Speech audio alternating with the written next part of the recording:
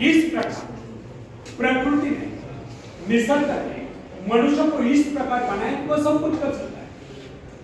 अतः प्रकृति से प्राप्त सुविधा का लाभ हम स्वयं नहीं उठाते रहे तो हम जैसा मूर्ख भला हो तो प्रकृति ने हमें क्या नहीं दिया? उसने हमें एक ऐसी शक्ति दी, बल्कि जादुई शक्ति दी जिससे हम सब कुछ पा सकते हैं। हाँ, ये अलग बात है कि हम उस शक्ति को पहुंचा नहीं पा रहे।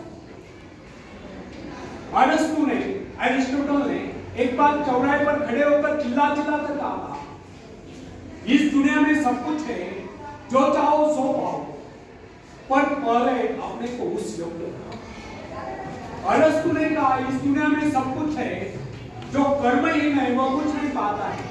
एक कटु सत्य, एक उक्ति भी है, कर्महीन नर पाओ नहीं। आपको क्या चाहिए इस पर विचार करिए, फिर गंभीरतापूर्वक उसके लिए योजना बनाइए। योजना बनाकर उस पर अमल करें, बराबर प्रयत्नशील रहे। एक दिन आप अपनी इच्छा पूर्ति प्राप्त, एक दिन आपको अपनी इच्छा पूर्ति करके रहोगे, एक दिन आपको सफलता अवश्य मिलेगी। फ्रेंड्स, यदि हम सतत विकासमान हैं तो हमारी शक्तियां क्षीण नहीं हो सकती। जिस प्रकार घर का कूड़ा प्रतिदिन झाड़ू से साफ करना पड़ता है, उसी प्रकार मन के कूड़े को प्रतिदिन साफ करें।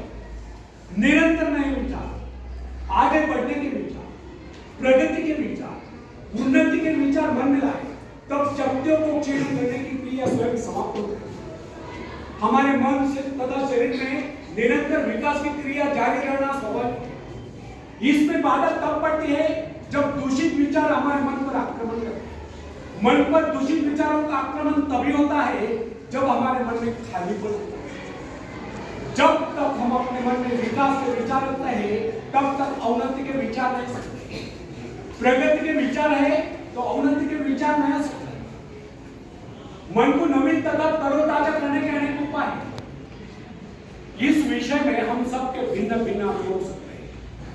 हम देखते हैं कई बार हमारे मन में दुख और निराशा की छाया आश्चर्यजनक रूप से लुप्त हो जाती है।